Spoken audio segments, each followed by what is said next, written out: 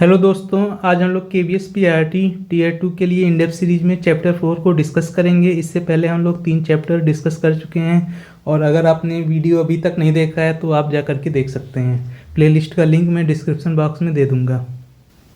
तो एक बार हम लोग सिलेबस को देख लेते हैं, क्या क्या हम लोग डिस्कस कर चुके हैं और आज क्या डिस्कस करने वाले हैं सिलेबस के अकॉर्डिंग।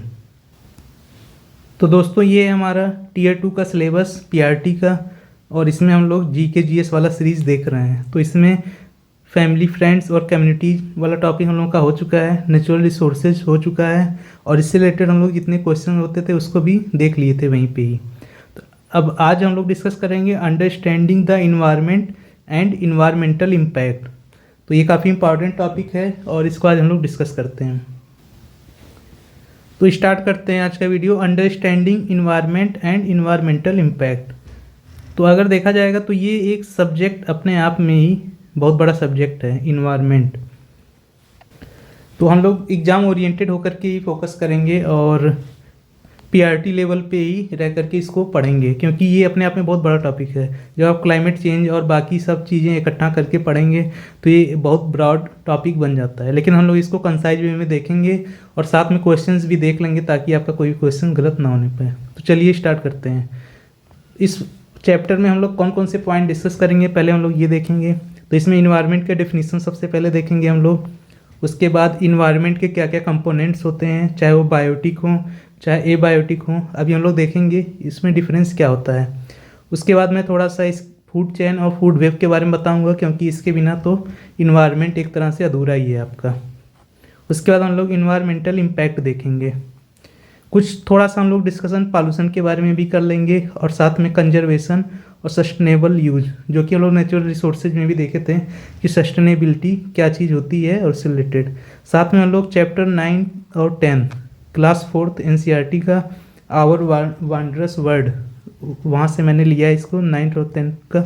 इसका हम लोग थोड़ा सा देखेंगे क्या इंपॉर्टेंट पॉइंट्स हैं। तो इन्वायरमेंट के बारे में उसमें भी दिया हुआ था थोड़ा सा, तो मैं वहाँ से चीज़ों को पिकअप किया हूँ। तो चलिए स्टार्ट करते हैं।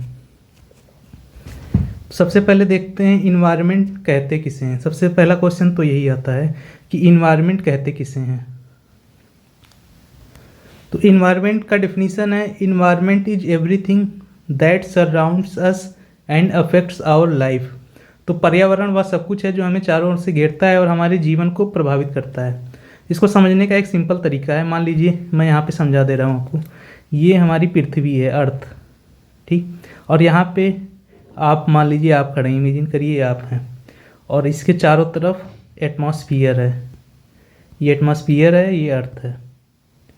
तो इस आपके चारों तरफ आपको छोड़ करके जितनी भी चीज़ें हैं इस अर्थ पे, वो सभी आपके पर्यावरण के अंतर्गत ही आएंगी, चाहे वो सजीव हों निर्जीव हों कुछ भी हों, वो सभी आपके चारों तरफ जो भी हैं, चाहे वो हवा हो, क्योंकि वायुमंडल हमारा इसके अर्थ के ऊपर आता है। तो जहाँ तक वायुमंडल है वहाँ तक का, और ये अर्थ को पूरा ले करके ये सब आपका पर्यावरण के अंतर्गत आएगा।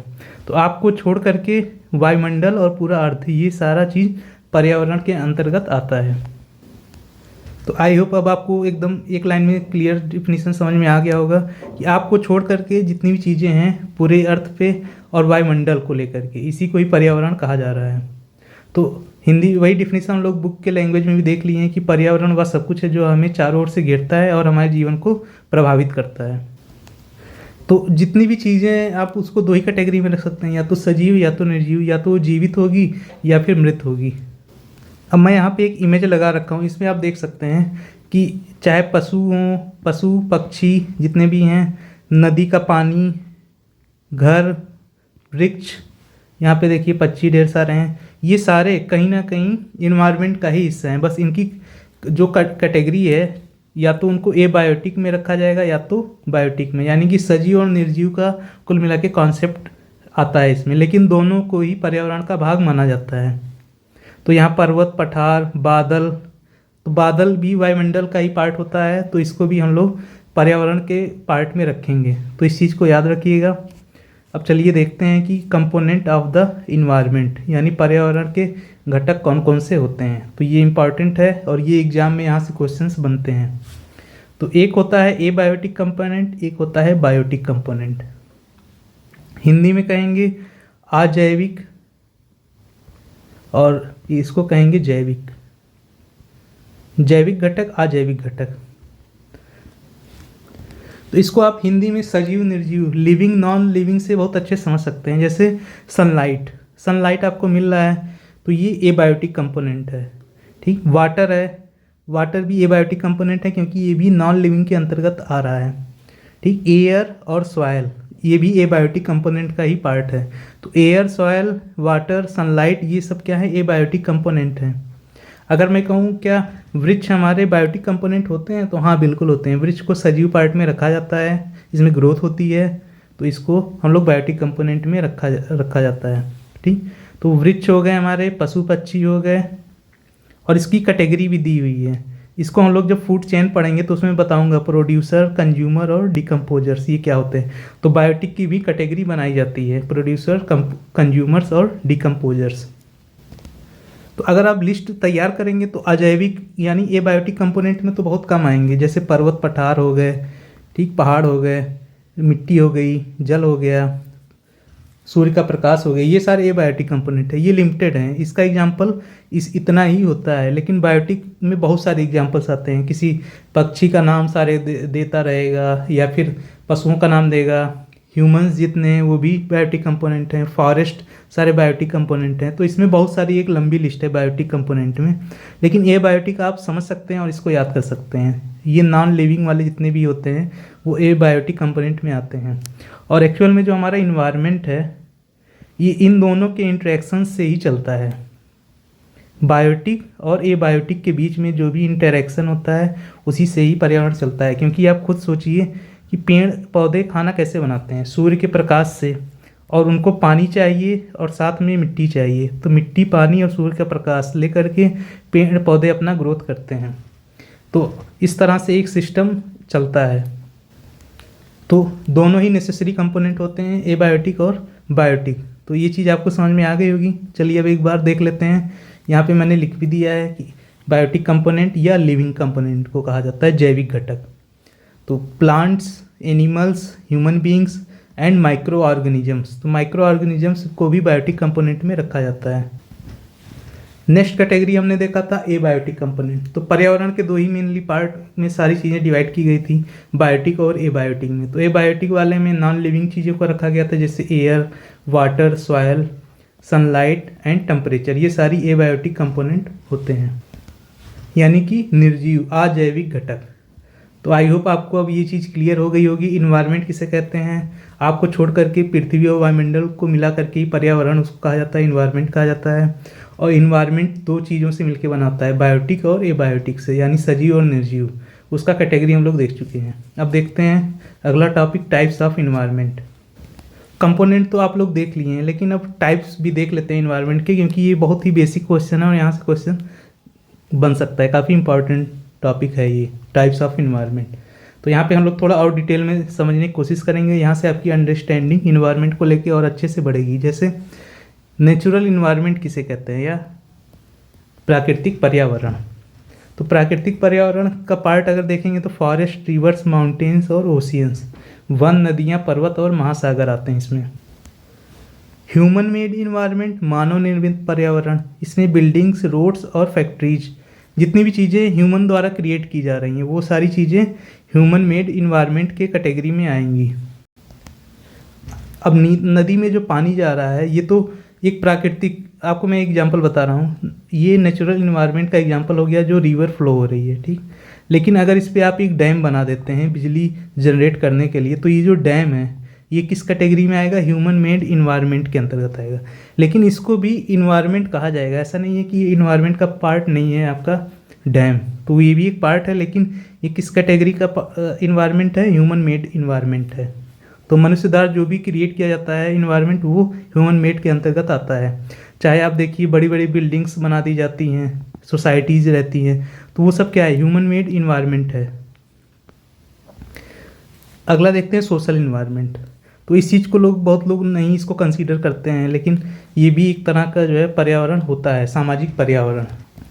अभी जब आपकी नौकरी लगी, आप ड्यूटी करेंगे, तो वहाँ पे देखेंगे लोग कहते हैं कि हाँ यहाँ का इन्वायरमेंट अच्छा है, वहाँ जाएंगे उसका फीडबैक लेंगे कि जब वहाँ आप ज्वाइन करने जाएंगे तो वहाँ आप पूछेंगे कि अच्छा यहाँ पे काम करने का कैसा माहौल है, तो वहाँ बताएंगे हाँ इन्वायरमेंट यहाँ का अच्छा है।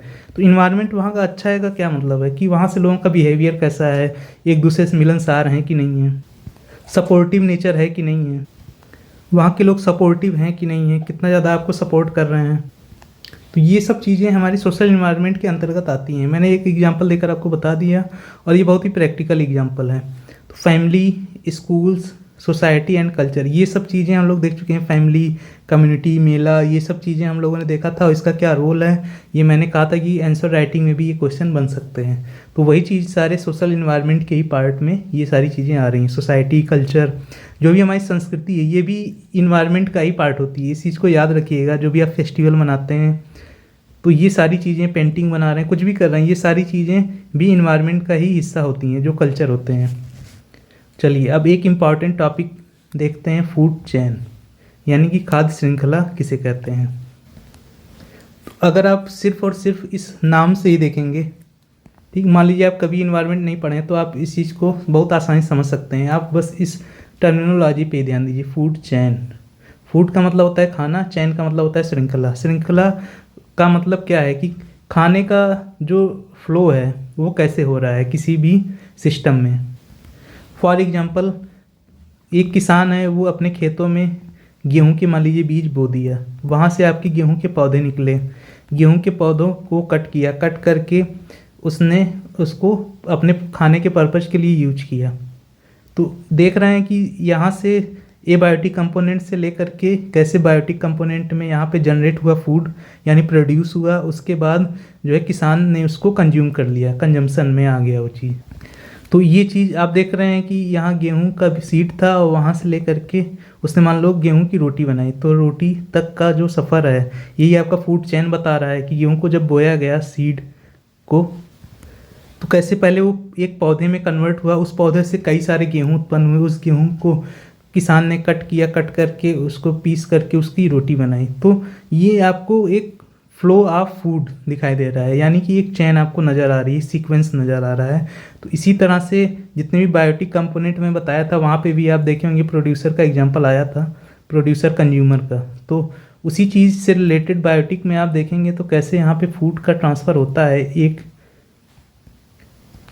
लेवल से लेकर के दूसरे लेवल तक, और उसी लेवल को इसमें इन्वायरमेंट में हम लोग कहते हैं ट्रॉफिक लेवल, पोषण स्तर कहते हैं हिंदी में, याद रखिएगा, पोषण स्तर, पोषण स्तर, ठीक, पोषण स्तर इसको कहा जाता है। मान लीजिए जैसे गेहूं का जो प्लांट था, तो प्लांट को प्रोड्यूसर के कैटेगरी में रखा जाएगा, ये एक ट्रॉफिक लेवल है, यानी पोषण का स्तर है। फिर इसके बाद आएगा यहाँ पे फार्मर, जिसने इसको कट करके कंज्यूम करने के लिए यूज किया, तो ये आएगा कंज्यूमर की कैटेगरी में। तो ये चीज़ समझ में आ गई, पोषण स्तर क्या होता है, और इसको इंग्लिश में ट्रॉफिक लेवल कहते हैं। तो पहले फूड चेन का डेफिनेशन देख लेते हैं, अब तो आपको समझ में आ ही गया होगा।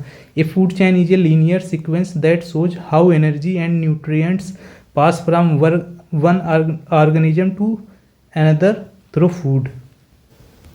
हिंदी में भी मैंने लिख दिया है, खाद्य श्रृंखला जीवों की एक सरल क्रमबद्ध श्रृंखला है जिसमें यह दिखाया जाता है कि भोजन के माध्यम से ऊर्जा एक जीव से दूसरे जीव में कैसे स्थानांतरित होती है। तो ये तो फूड तो इसका मतलब हो गया, लेकिन फूड से हमें एनर्जी मिलती है। तो बेसिकली ये जो फूड चैन है, फूड का तो ट्रांसफ़र दिखा ही रहा है, लेकिन फूड के साथ जो एनर्जी मिल रही है, ये मेनली एनर्जी का ट्रांसफ़र कैसे हो रहा है। एक ट्रॉफिक लेवल जिसको मैंने कहा था पोषण स्तर, तो एक पोषण स्तर से दूसरे पोषण स्तर, या one trophic level to another trophic level, कैसे चीज़ें जा रही हैं। यहाँ पे एक छोटा सा मैंने एग्जाम्पल लिया है, ग्रास, डियर, लायन, ठीक। तो घास क्या है, यहाँ पे प्रोड्यूसर है, ये सूर्य से प्रकाश ले रहा है, मिट्टी से न्यूट्रिएंट्स ले रहा है और पानी ले रहा है, और उसको लेकर के ये अपना ग्रोथ कर रहा है। तो ये खाना बना रहा है खुद से, तो ये हो गया प्रोड्यूसर। प्रोड्यूसर ऐसे स्तर के होते हैं, जीव होते हैं जो अपना खाना खुद बनाते हैं। तो ये सूर्य के प्रकाश से डायरेक्ट खाना बनाता है खुद ब खुद। उसके बाद इसको हिरन खा जाता है, क्योंकि हिरन होता है शाकाहारी। तो ये हो गया हमारा कंज्यूमर। लेकिन कंज्यूमर में भी दो कैटेगरी होती है, प्राइमरी कंज्यूमर और सेकेंडरी कंज्यूमर। ठीक। तो प्राइमरी कंज्यूमर जो डायरेक्ट प्रोड्यूसर को कंज्यूम करता है, और सेकेंडरी कंज्यूमर वो कंज्यूमर होता है जो प्राइमरी कंज्यूमर को खाता है। तो कंज्यूमर ये भी है, लेकिन ये डायरेक्ट प्रोड्यूसर को नहीं खाता है, ये प्राइमरी कंज्यूमर को खाता है, उसके थ्रू फीड होता है। तो यहाँ पे ये चीज़ बनी रखी है, ये देखिए घास है, ये क्या है, प्रोड्यूसर हो गया। इसके बाद प्राइमरी कंज्यूमर कौन हो गया, हिरन हो गया, क्योंकि हिरन घास खाता है। अब शेर तो घास खाता नहीं है, तो ये किसको खाएगा, हिरन को खाएगा। तो ये कौन हो जाएगा, सेकेंडरी कंज्यूमर। ठीक। हिंदी में कहा जाएगा इसको उत्पादक, जो उत्पादन करता है। कंज्यूमर को उपभोक्ता, तो प्राथमिक उपभोक्ता और द्वितीयक उपभोक्ता। ठीक। तो ये टर्म भी क्लियर रखिएगा, हिंदी वाले लोग भी ध्यान देते रहेंगे। तो आई होप आपको समझ में आ गया होगा। प्रोड्यूसर जो अपना खाना खुद ब खुद बनाता है, और केवल पेड़ पौधे ही हैं जो अपना खाना खुद ब खुद बना रहे हैं, तो ये चीज़ याद रखिएगा। तो पेड़ पौधे हमारे प्रोड्यूसर हो गए, और उनको कंज्यूम जो करता है, यानी प्रोड्यूसर को जो खाता है, वो कौन कहलाता है, प्राइमरी कंज्यूमर। ठीक, प्राथमिक उपभोक्ता। और प्राथमिक उपभोक्ता को जो खाता है, यानी जो उस पर डिपेंडेंट होता है, वही हमारा द्वितीयक उपभोक्ता यानी कि सेकेंडरी कंज्यूमर कहलाता है। तो इस तरह से फूड चेन बनती है। अब यहाँ पे आप देखिए, मैंने इसका एक फ़ोटो भी लगा रखा है। इसमें आपको टर्शियरी, सेकेंडरी के बाद टर्शियरी कंज्यूमर यानी तृतीयक लेवल के उपभोक्ता भी नज़र आ जाएंगे। तो देखिए, सबसे पहले प्रोड्यूसर कौन हुआ, पेड़ पौधे। पेड़ पौधे क्या हो रहा है, अपना जो है खुद ब खुद खाना बना रहे हैं, तो ये हो गए हमारे उत्पादक। ठीक। इसके बाद आता है हिरन, जिसको मैंने कहा था कि ये है प्राथमिक उपभोक्ता। ठीक, हिरन हो गया प्राथमिक उपभोक्ता। क्यों, क्योंकि ये प्रोड्यूसर को खा रहा है, यानी डायरेक्टली डिपेंडेंट है प्रोड्यूसर पे। अब देखिए आता है इसके बाद, ये देखिए प्राइमरी कंज्यूमर, ये सारे हो गए खरगोश और ये हिरन। इसको अभी भूल जाइए, ये गलत से यहाँ बन गया है हिरन, और इसको जो है प्राइमरी कंज्यूमर की कैटेगरी में रख दीजिए इसको। ठीक। अब आता है सेकेंडरी कंज्यूमर। सेकेंडरी कंज्यूमर देखिए, यहाँ पे सांप है और यहाँ पे चील है, तो ये दोनों जो है किसको खा रहे हैं, तो ऐसी चीज़ों खा रहे हैं जैसे खरगोश हो गया या मेढक हो गया, इन सबको ये लोग खा रहे हैं, तो ये लोग सेकेंडरी कंज्यूमर हो गए। फिर उसके बाद देखिए यहाँ पे फॉक्स है, लोमड़ी। लोमड़ी इधर इन लोगों को खा रही है जो इधर सेकेंडरी लेवल पे हैं। अब टर्सरी वाले में यहाँ मान लीजिए बिल्ली है, शेर को भी आप रख दीजिए। ठीक, ये भी है। तो यहाँ पे जो टर्सरी वाले हैं वो सेकेंडरी वालों पे डिपेंडेंट हैं, और कहीं ना कहीं प्राइमरी वालों को भी खा रहे हैं। तो टर्सरी वाला इतना इंपॉर्टेंट नहीं है, बस आप इतना याद रखिएगा कि जो प्रोड्यूसर होता है उसको जो कंज्यूम करता है वो प्राइमरी कंज्यूमर होता है। और प्राइमरी कंज्यूमर में शाकाहारी चीज़ें आती हैं, जैसे खरगोश हो गया आपका, और ये हो गया हिरन। ठीक। उसके बाद इसको जो कंज्यूम कर रहा है वो सेकेंडरी कंज्यूमर हो गया। ठीक, जैसे फॉक्स हो गई आपकी, स्नेक हो गया, और ईगल हो गया। और बिल्ली और हमारे जितने भी शेर होते हैं, चीते होते हैं, ये सब लोग भी टर्सरी कंज्यूमर में, टॉप लेवल के कंज्यूमर में आते हैं। और एक सबसे इम्पॉर्टेंट फैक्ट ये याद रखिएगा कि जो डिकम्पोजर होते हैं, ये सबसे इम्पॉर्टेंट फैक्ट, इस पिक का सबसे, इमेज का सबसे अच्छा पॉइंट यही है कि जो डिकम्पोजर होते हैं ये एबायोटिक और बायोटिक के बीच में एक लिंक का काम करते हैं। ठीक। तो बायोटिक और एबायोटिक यानी जैविक और अजैविक घटकों के बीच में एक ब्रिज का काम कौन करता है, डिकम्पोजर्स करते हैं। और इनका काम बेसिकली ये होता है कि उनको बेसिक एलिमेंट्स में तोड़ देना। तो कॉम्प्लेक्स स्ट्रक्चर को बेसिक स्ट्रक्चर में तोड़ने का काम डिकम्पोजर्स करते हैं, और इस तरह वो किसी भी चीज़ को मिट्टी में जब मिला देते हैं तो वो अपने बेसिक कंपोनेंट में टूट जाता है, और इस तरह से वो फिर से एबायोटिक कंपोनेंट में कन्वर्ट हो जाता है। तो जैसे आपने वो कहावत सुनी, मिट्टी से निकले मिट्टी में ही मिल जाना है, तो वो कहावत एकदम सही है। और ये काम कौन कर रहा है, डिकम्पोजर कर रहा है। बाद में आप भी एबायोटिक कंपोनेंट में कन्वर्ट हो जाएंगे, और ये काम कौन करता है, डिकम्पोजर्स करते हैं। ठीक। तो डिकम्पोजर से रिलेटेड फैक्ट याद रखिएगा, एग्जाम में पूछा जा सकता है। अब इसी के बाद एक टर्म आता है फूड वेब का। तो मैंने तो एक सिंपल एग्जांपल दे दिया कि हिरन है, वो घास चर लिया। मान लीजिए यहाँ घास थी और हिरन आया, घास चर लिया, उसके बाद उसको शेर ने खा लिया। ये तो एक सिंपल मैंने बता दिया, लेकिन कोई ज़रूरी नहीं है कि शेर ही उसको खाए, हो सकता है चीता आ जाए वो खा ले। इसी तरह से घास कोई ज़रूरी नहीं हिरन ही खाए, गाय भी खा सकती है, भैंस भी खा सकती है। ठीक, खरगोश भी खा सकता है। तो इतने सारे प्राइमरी कंज्यूमर भी कई सारे होंगे, प्रोड्यूसर भी कई सारे होंगे। तो जितने भी कैटेगरीज हैं इस सब जब कंबाइंड रूप से रहती हैं तो एक फूड वेब यानी कि एक जाल का निर्माण करती हैं। उसको एक रिप्रेजेंट कर पाना एक सिंपल डायग्राम से वो पॉसिबल नहीं होता है। तो कहीं पे भी फूड चेन डायरेक्टली एग्जिस्ट नहीं करती है कि एक सिंपल लाइन में रहे, मेनली वो फूड वेब के फॉर्म में चलती रहती है। बस स्टडी पर्पज के लिए उसको हम लोग एक सिंगल लाइन में तोड़ देते हैं कि हाँ घास को हिरन खाए, हिरन को फिर शेर खाया, लेकिन एक्चुअल में तो ऐसा होता नहीं है। आप फॉरेस्ट में जाएंगे तो वहाँ देखेंगे कि जो है कई सारी चीज़ें एक साथ चल रही होती हैं और उसी से कई सारे फूड चेन भी एक साथ चल रहे होते हैं, और वही सारे फूड चेन को अगर आप कंबाइन करेंगे तो उसी को फूड वेब कहा जाता है। तो ये food web is a network of interconnected food chains that shows multiple feeding relationship among organisms in an ecosystem. तो कुल मिला के क्या कहना चाह रहा है, खाद्य जाल विभिन्न खाद्य श्रृंखलाओं का जाल या नेटवर्क होता है जो किसी पारितंत्र में जीवों के बीच कई भोजन संबंधों को दर्शाता है। तो ऐसा नहीं है कि शेर सिर्फ हिरन को ही खाने के लिए मजबूर है। शेर हो सकता है किसी और जानवर जो शाकाहारी है उसका शिकार कर ले, या कोई मांसाहारी है उसका भी शिकार कर सकता है शेर। तो शेर को इसीलिए तो टर्सरी कंज्यूमर भी हम लोग कह रहे थे। तो वहाँ ऊपर आपको मैंने दिखाया था। तो किसी का पोजीशन एकदम फिक्स नहीं है, बस आप प्रोड्यूसर का फिक्स मानिए और प्राइमरी कंज्यूमर का फिक्स मानिए। ठीक, अब आप कहेंगे कि इंसान किस कैटेगरी में रखा जाएगा, किस पोषण स्तर पे रखा जाएगा। तो इंसान को देखा जाए तो वो प्राइमरी प्रोड्यूसर में तो आएगा नहीं, वो या तो प्राइमरी कंज्यूमर में आएगा और या तो सेकेंडरी कंज्यूमर में आएगा, क्योंकि सेकेंडरी में अगर कोई मांसाहारी है तो वो शाकाहारी चीज़ों को खा रहा है, जानवरों को भी इंसान खाता है, तो इस तरह से वो सेकेंडरी कंज्यूमर में भी आ सकता है। तो यहाँ पे कोई ट्रैफिक लेवल किसी का फिक्स नहीं होता है, बस आप प्रोड्यूसर का फिक्स मानिए और प्राइमरी कंज्यूमर का फिक्स मांगिए, क्योंकि प्राइमरी कंज्यूमर के पास यानी प्राथमिक उपभोक्ता के पास एक ही ऑप्शन है कि वो शाकाहारी चीज़ों का ही सेवन करें। बाकी का ट्रैफिक लेवल चेंज होता रहता है, वो क्वेश्चन के अकॉर्डिंग आप उसको सही कर सकते हैं, ऐसा क्वेश्चन बनेगा भी नहीं। चलिए एग्जांपल देखते हैं, grass is eaten by deer, rabbit and grasshopper. तो इतनी चीज़ तो घास खा रहे हैं, आपके ये हो गए हिरन, खरगोश और टिड्डे, इतने लोग खा रहे हैं। और grasshopper is eaten by frog and bird. अब देखिए फ्रॉग और बर्ड दोनों ग्रास हॉपर को खा लेते हैं, और frog is also eaten by snake. तो ये देखिए इस तरह से एक श्रृंखला बन रही है, और यहाँ एक से ज़्यादा लोगों पे डिपेंडेंसी है खाने के लिए। तो इसी चीज़ से फूड वेब बनता है, कई सारे फूड चेन जब कंबाइन होते हैं। चलिए अब इन्वायरमेंटल इम्पैक्ट के बारे में थोड़ा देख लेते हैं।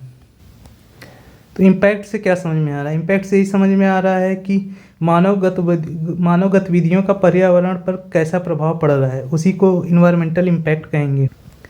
क्योंकि नेचर अपने आप को चला रही है खुद से, लेकिन अगर ह्यूमन इंटरफेरेंस बहुत ज़्यादा बढ़ेगा तो उससे वो सिस्टम डिस्टर्ब होता है, और इसी को इन्वायरमेंटल इम्पैक्ट आप कहेंगे।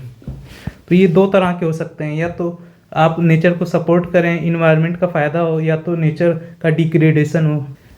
फॉर एग्जांपल आप पेड़ पौधे बहुत ज़्यादा काट रहे हैं तो आप उससे निगेटिव इम्पैक्ट डाल रहे हैं इन्वायरमेंट पे, और आप पेड़ पौधे ज़्यादा लगा रहे हैं तो आप उससे पॉजिटिव इम्पैक्ट डाल रहे हैं। तो यही चीज़ जो है यहाँ पे क्लासीफाई की गई है, पॉजिटिव इम्पैक्ट और निगेटिव इम्पैक्ट।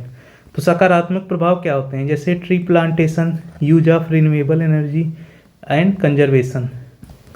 तो आप भले ही ज़्यादा ना लगाइए, लेकिन कम से कम जितनी चीज़ें हैं, जितने पेड़ पौधे हैं, उसका संरक्षण तो कीजिए। तो वो भी एक तरह से सकारात्मक प्रभाव ही पड़ेगा उसका, कि वो ख़त्म नहीं हो रहा, कम से कम उसी पे रुका हुआ है।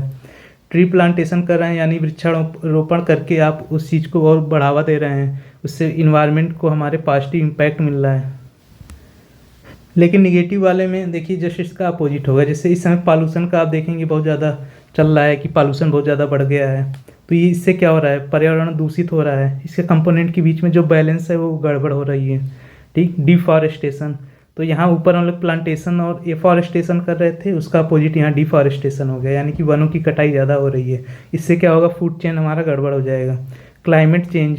ठीक, तो क्लाइमेट चेंज लॉन्ग टर्म में जो भी क्लाइमेट में चेंज आती है, मतलब जो लॉन्ग टर्म वेदर चेंज होता है उसी को हम लोग क्लाइमेट चेंज कहते हैं।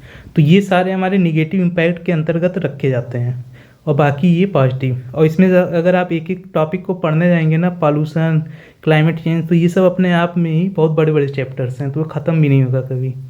लेकिन इंपॉर्टेंट चीज़ें हम लोग बेसिक ही देखते हुए चलेंगे, क्योंकि सिलेबस है बहुत ज़्यादा, तो हम लोग प्राइमरी लेवल पे उसी तरह से ही पढ़ते हुए चलेंगे। अब थोड़ा पॉल्यूशन के बारे में देख लेते हैं। ठीक, क्योंकि पॉल्यूशन से क्वेश्चन बन सकता है। Pollution is the contamination of the environment. पर्यावरण प्रदूषण पर्यावरण का दूषित होना है। जैसे आपको पता है कि आपके एटमॉस्फियर में यानी वायुमंडल में गैसों का परसेंटेज फिक्स है। उसमें से अगर आप CO2 का कंसंट्रेशन देखेंगे, अगर यही बढ़ रहा है, इसका इमिशन बढ़ रहा है, उत्सर्जन बढ़ रहा है CO2 का, तो कहीं ना कहीं एटमॉस्फेयर में CO2 का मात्रा बढ़ रहा है और इसके बढ़ने से ही हमारा ग्लोबल वार्मिंग इफेक्ट आता है। तो वो क्या कर रहा है, पॉल्यूशन को कहीं ना कहीं बढ़ावा दे रहा है और उससे निगेटिव इम्पैक्ट और उससे लॉन्ग टर्म में बहुत सारे नुकसान होते हैं। तो वही चीज़ है कि pollution is the contamination of the environment. जो इन्वायरमेंट का खुद का सिस्टम था उसको अपने एक्टिविटी से आपने जा कर के गड़बड़ कर दिया, उसका सिस्टम ख़राब कर दिया, वही है पॉल्यूशन। ठीक, पॉल्यूशन भी कई तरह के हो सकते हैं, जैसे एयर पॉल्यूशन, अभी अभी मैंने एग्जांपल दिया कि CO2 का कंसंट्रेशन बढ़ जाना। ठीक, और भी चीज़ें हैं, ऐसा नहीं एयर पॉल्यूशन में बस CO2 ही रिलेटेड है, और भी चीज़ें हैं। तो उतना ज़्यादा डिटेल में नहीं जाना है, हमें सिलेबस पे ही फोकस रहना है। वाटर पॉल्यूशन, वाटर कंटेमिनेट कर दीजिए। सॉइल पॉल्यूशन, बहुत ज़्यादा रासायनिक उर्वरकों का उपयोग करने से क्या होगा कि सॉइल भी पॉल्यूट हो जाती है। नॉइज पॉल्यूशन, इस समय आप देख ही रहे होंगे कि बड़े बड़े सिटीज़ में जहाँ पे ट्रैफिक बहुत ज़्यादा रहती है वहाँ पे नॉइज पॉल्यूशन की समस्या बहुत ज़्यादा रहती है। तो ये जितने भी प्रकार के प्रदूषण हैं ये हमारे निगेटिव इम्पैक्ट क्रिएट कर रहे हैं। ठीक है, अच्छा चलिए आगे चलते हैं। सस्टेनेबल डेवलपमेंट, सतत विकास क्या होता है? तो सस्टेनेबल डेवलपमेंट को हम लोग इससे पहले वाले नेचुरल रिसोर्सेज में देखे थे कि जो भी हमारे रिसोर्सेज हैं, नेचुरल रिसोर्सेज हैं, उनका सस्टेनेबल वे में यूज होना चाहिए। तो वही कॉन्सेप्ट यहाँ पे भी है कि जो हमारा पर्यावरण है उसमें सस्टेनेबिलिटी बरकरार रखनी चाहिए। तो sustainable development means development without harming future generation. तो हम लोग जितने भी रिसोर्स को यूज कर रहे हैं उसको इस तरह से यूज किया जाए वाइज तरीके से कि आगे आने वाली जनरेशन को कोई भी चीज़ कंप्रोमाइज़ ना करनी पड़े। पता चल रहा है कि हवा इतनी प्रदूषित हो गई है कि लोग ऑक्सीजन का सिलेंडर और हवा का सिलेंडर साफ लेकर के साथ में चल रहे हैं तब वो सांस ले पा रहे हैं। तो ये सब क्या है, ये सब सस्टेनेबल डेवलपमेंट तो नहीं माना जाएगा।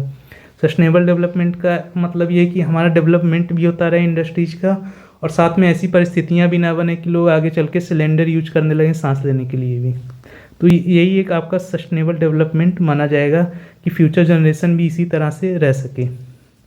और ये बेसिकली 3R प्रिंसिपल पे आधारित होता है, रिड्यूस, रीयूज एंड रिसाइकल। तो ये सस्टेनेबल डेवलपमेंट का बहुत ही इंपॉर्टेंट कॉन्सेप्ट है और ये 3R प्रिंसिपल पे बेस्ड होता है। इसको आप एग्ज़ाम में कोट कर सकते हैं 3R प्रिंसिपल को।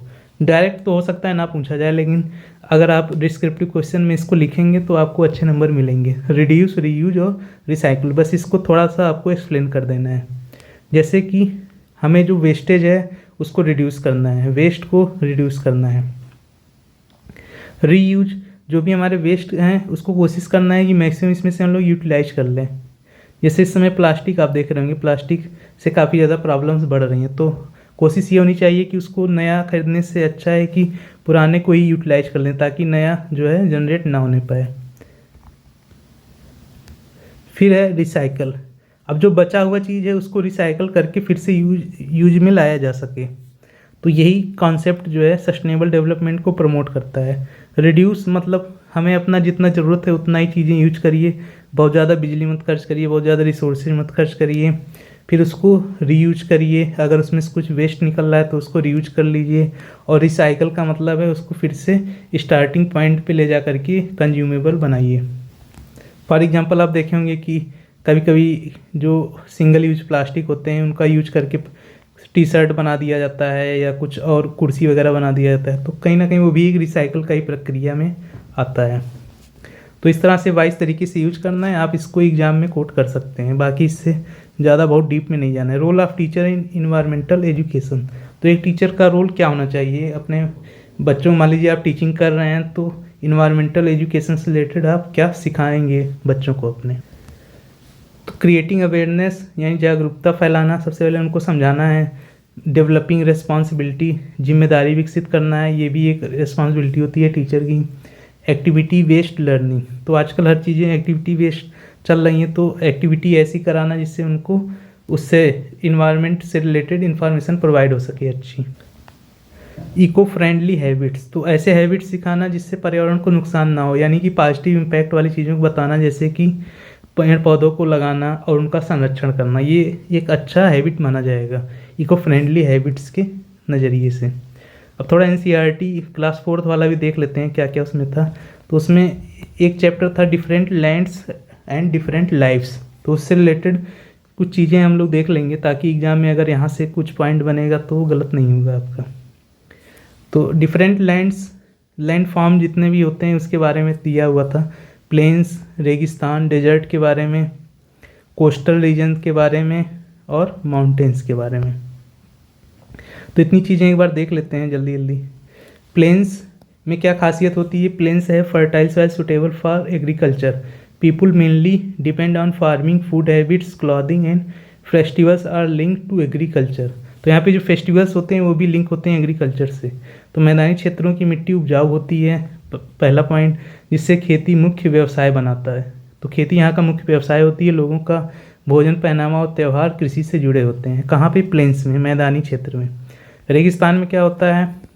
रेगिस्तानी क्षेत्रों में वर्षा बहुत कम होती है और इसीलिए उसको डेजर्ट कहा भी जाता है, क्योंकि वहाँ पे बारिश कम होती है। कैक्टस जैसे पौधे जल संचित करते हैं, ठीक। ऊँट जैसे जानवर गर्मी में भी जीवित रहते हैं। लोग ढीले और रंगीन वस्त्र पहनते हैं तथा पानी बचा करके रखते हैं। तो वहाँ पे पानी की ही कमी होती है, पानी को ही बचाने के लिए ऊँट, आपको पता है ऊँट अपने कुबड़ में जो है पानी को स्टोर करता है वसा के रूप में, और कैक्टस जो है ये भी वाटर को स्टोर करता है। तो कुल मिला के डेजर्ट का लाइफ स्टाइल ऐसा होता है, ठीक। कोस्टल रीजन्स यानी तटीय क्षेत्र, तो जैसे मान लीजिए ये है हमारा, इधर वाले को कौन सा तट कहते हैं, इधर वाले कौन सा तट कहते हैं? इधर वाले को, ये इंडिया का मैप है, ठीक। तो इधर जो हमारा होता है पश्चिमी यानी वेस्टर्न वाला साइड, इसको कहते हैं मालाबार कोस्ट, मालाबार तट, और इधर कहते हैं कोरोमंडल, ठीक। तो ये आपको ज्योग्राफी में पता होगा। तो मालाबार और कोरोमंडल ये सब क्या हैं? ये सब कोस्टल रीजन्स हैं, यानी कि समुद्र से लगे हुए प्रदेश, इन्हीं को कोस्टल रीजन्स कहा जा रहा है। तो यहाँ क्या होता है? तटीय क्षेत्रों में जीवन समुद्र पर निर्भर होता है। तो यहाँ का मुख्य व्यवसाय समुद्र पर ही निर्भर होता है, जैसे मछली पकड़ना यहाँ का प्रमुख व्यवसाय होता है। नारियल के पेड़, समुद्री भोजन, हल्के वस्त्र आम है यहाँ पे। चक्रवात एक बड़ी समस्या होती है। तो साइक्लोन के बारे में हम लोग कभी देखेंगे जब ज्योग्राफी का मैं क्लास लूँगा। तो जब ये कोस्ट से टकराते हैं तो इनकी इंटेंसिटी बहुत ज़्यादा होती है, तो कोस्टल एरिया को सबसे ज़्यादा इफेक्ट करते हैं जो भी हमारे साइक्लोन्स होते हैं। तो वही चीज़ यहाँ पे दिया गया है। माउंटेन्स के बारे में देख लेते हैं। तो पर्वतीय क्षेत्र ठंडे और पथरीले होते हैं, लोग गर्म कपड़े पहनते हैं और परिवहन के लिए याक का उपयोग करते हैं। तो एक चीज़ याद रखिएगा, याक का उपयोग कहाँ होता है? माउंटेनियस क्षेत्र में होता है। यहाँ ढलानदार छतों वाले घर होते हैं, चीड़ और ओक जैसे पेड़ पाए जाते हैं। ढलानदार छत मतलब आप जैसे देखे होंगे चाइनीज वाले आर्किटेक्चर स्टाइल में ऐसे ऐसे रहते हैं। ये ऐसे इसलिए बनाए जाते हैं क्योंकि जब बर्फ़बारी होती है तो ये जो है ढलान होने की वजह से बर्फ़ नीचे सड़क के गिर जाते हैं, तो वहाँ पे छत पे इकट्ठा नहीं होते हैं। अब यहाँ से प्लेन एरिया में छत हम लोगों का रहता है, अगर इस तरह का छत बना देंगे, अब यहाँ पे बर्फ़ गिरेगी तो क्या होगा? बर्फ़ यहाँ पे हमेशा के लिए इकट्ठा हो जाएगा, सड़क के नीचे गिरेगा ही नहीं। तो एक तरह से वो अपना लोड बढ़ता जाएगा, अब उसको निकालना भी काफ़ी मुश्किल रहेगा। यहीं पे आप अगर ढलानदार छत बनाते हैं तो इससे क्या फ़ायदा होगा? बर्फ़ गिरेगी तो सड़क के नीचे चली जाएगी, या इसको थोड़ा सा एफर्ट लगाएंगे तो भी नीचे चली जाएगी। तो ये बस इतना सा ही था इस चैप्टर में, कोई ज़्यादा इंपॉर्टेंट पॉइंट नहीं थे, जो भी था वो मैंने यहाँ पर डिस्कस कर लिया है। अब एक और चैप्टर देख लेते हैं, चैप्टर 10, ये भी उसी बुक से रिलेटेड है, लास्ट चैप्टर है, चैप्टर 10 और स्काई, ठीक। तो sky at different times of the day, तो स्काई अलग अलग डे के टाइम में कैसे कैसे दिखता है पूरे दिन के दौरान, उसके बारे में एक्सप्लेन किया गया है। तो पहले देखते हैं, सुबह आकाश नारंगी रंग का दिखाई देता है, ऑरेंज कलर का दिखाई देता है, ठीक। दोपहर में सूर्य का प्रकाश तेज हो जाता है, रात में चंद्रमा और तारे दिखाई देते हैं। मनुष्यों, पशुओं और पक्षियों और पौधों की गतिविधियां समय के अनुसार बदलती रहती हैं। तो जैसे जैसे दिन और रात का टाइमिंग बदलता है वैसे वैसे पेड़ पौधों और वनस्पतियों का भी रूटीन चेंज होता रहता है उसी के हिसाब से। और क्या इस चैप्टर में है?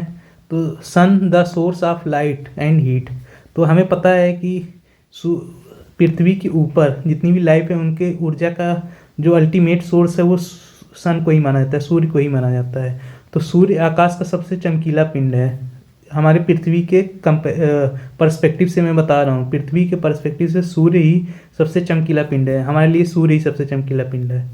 और यह हमें प्रकाश और ऊष्मा देता है, तो ये हमें लाइट और हीट दोनों दे रहा है। सूर्य पूर्व से पश्चिम की ओर चलता हुआ प्रतीत होता है, जिससे दिन रात और छायाओं में परिवर्तन होता है, यानी शैडो में चेंजिंग आती है।